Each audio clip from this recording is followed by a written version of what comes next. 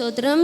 சங்கீதம் 44 அதிகாரத்தில் 1ஆம் வசனத்தை பார்க்கும்போது, தேவனே, எங்கள் பிதாக்களுடைய நாட்களாகிய பூர்வ நாட்களில் நீர் நடப்பித்த கிரியைகளை அவர்கள் எங்களுக்கு அறிவித்தார்கள், அவைகளை எங்கள் காதுகளால் கேட்டோம்.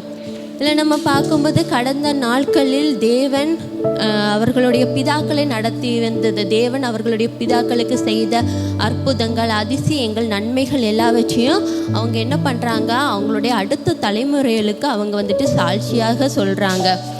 அது இதே போல் இப்போல காலத்தில் தேவன் நமக்கு தேவன் நம்மளுடைய வாழ்க்கையிலையும் நமக்கு வந்துட்டு அதிசயங்கள், அற்புதங்கள், அதுக்கப்புறம் நன்மைகள் எல்லாம் செஞ்சுருப்பாரு. அது எல்லாவற்றையும் நம்ம என்ன பண்ணணும், நம்மளுடைய தலைமுறைகளுக்கு, நம்மளுடைய பிள்ளைங்களுக்கு அதை நம்ம சொல்லணும். இப்படி தேவன் என்னுடைய வாழ்க்கையில் இப்படி நன்மை செய்திருக்காருன்னு நம்மளுடைய தலைமுறைகளுக்கு சொல்லணும். ஆனால் இப்போ உள்ள காலத்துல எல்லாம் நம்மளுடைய பிள்ளைங்கக்கிட்ட எதுவுமே நம்ம ஷேர் பண்ண மாட்டேங்கிறோம். ஏன்னு சொன்னால் இந்த உலகத்தில் நம்ம ஒரு பிஸியான வாழ்க்கையை வாழ்ந்துட்டு இருக்கிறதுனால நம்மளுடைய பிள்ளைங்கள்ட்ட தேவன் செய்த நன்மைகளை ஷேர் பண்ண கூட டைம் கிடைக்க மாட்டேங்குது இல்லை. அதே போல் தான் பிள்ளைங்க என்ன பண்ணுறாங்க, அவங்களுடைய ஹோம்ஒர்க் ப்ராஜெக்ட் செய்கிறதுலலாம் அவங்க பிஸியாக இருக்கிறாங்க. அதே போல் பேரண்ட்ஸை பார்க்கும்போது அவங்க வந்துட்டு ஜாபு, ஒர்க் இப்படின்னு சொல்லிட்டு அவங்களுடைய வேலைகளெல்லாம் ரொம்ப டைம் ஸ்பெண்ட் பண்ணிகிட்டு இருக்காங்க.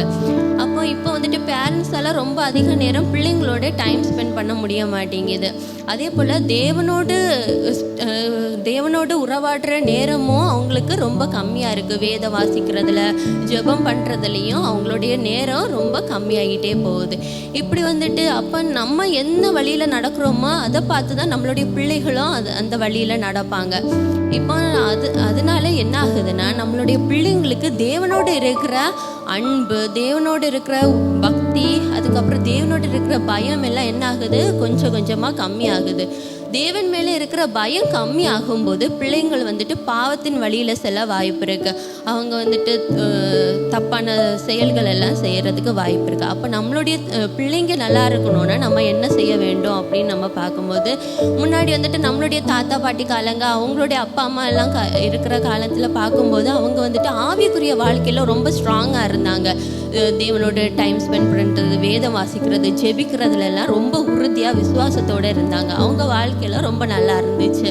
அதே போல் நம்மளுடைய பிள்ளைங்க ஃப்யூச்சர் நல்லா இருக்கணும்னா நம்மளும் நிறைய நேரம் தேவனோடு செலவழிக்க வேண்டும். நம்ம தேவனோட அதிக நேரம் ஜெபம் பண்ணணும். தேவனோடு நிறைய நேரம் நம்ம கிடைக்கிற நேரங்கள் எல்லாம் தேவனோடு நம்ம செலவழிக்கும் போது நம்மளுடைய வாழ்க்கை எப்படி இருக்கும், சஸ்தா இருக்கும். அப்போ நம்ம இப்படி தேவனோட அதிக நேரம் செலவழிக்கிற நம்ம பிள்ளைங்களும் பார்ப்பாங்க, எங்கள் அம்மா அப்பா ரொம்ப நேரம் பைபிள் படிக்கிறாங்க, ஜெபம் பண்ணுறாங்க, அதனால தான் அவங்களுடைய வாழ்க்கை வந்துட்டு நல்லா இருக்குன்னு அவங்க அந்த செயலையும் புரிஞ்சுப்பாங்க.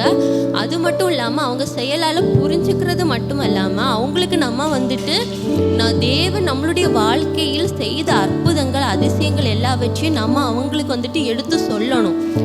நாங்கள் இவ்வளோ தூரம் கஷ்டப்பட்டோம், தேவன் எங்களை வாழ்க்கையில் வந்ததுனால நாங்கள் இப்போ ஆசீர்வாதமாக இருக்கோம், உயரத்தில் அமர்ந்திருக்கோம் அப்படின்னு தேவன் நம்மளுடைய வாழ்க்கையில் செஞ்ச அற்புதங்களையெல்லாம் நம்ம அவங்களுக்கு எடுத்து சொல்லணும்.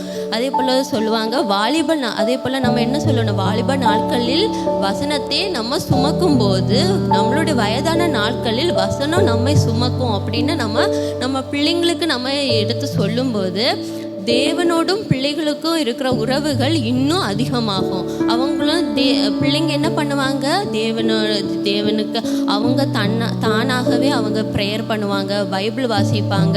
இப்படி அவங்க ப்ரேயர் பண்ணி தேவனோட அதிக நேரம் செலவழிக்கும் போது அவங்களுடைய எதிர்காலம் நல்லா இருக்கும், அவங்களுடைய எதிர்காலம் ஆசீர்வதிக்கப்படும்.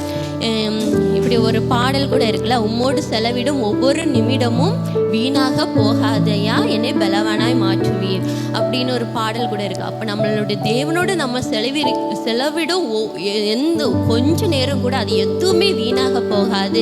ஏசப்பா நம்மளுடைய வாழ்க்கையில் வெற்றியை கொடுப்பாரு. அதனால நம்மளுடைய வாழ்க்கையில் நம்மளுடைய பிள்ளைங்களுக்கு நம்ம ஒரு சாட்சிகளாக இருக்கணும். நம்ம பிள்ளைங்களுக்கு தேவன் செய்த நன்மைகளை கிடைக்கிற நேரத்தில் அவங்களுக்கு நம்ம எடுத்து சொல்லுவோம். அவங்கள வந்துட்டு தேவனுக்குள்ள வசனத்திற்கும் ஜெபிப்பதிலையும் அவங்கள நம்மளை உறுதிப்படுத்தணும்.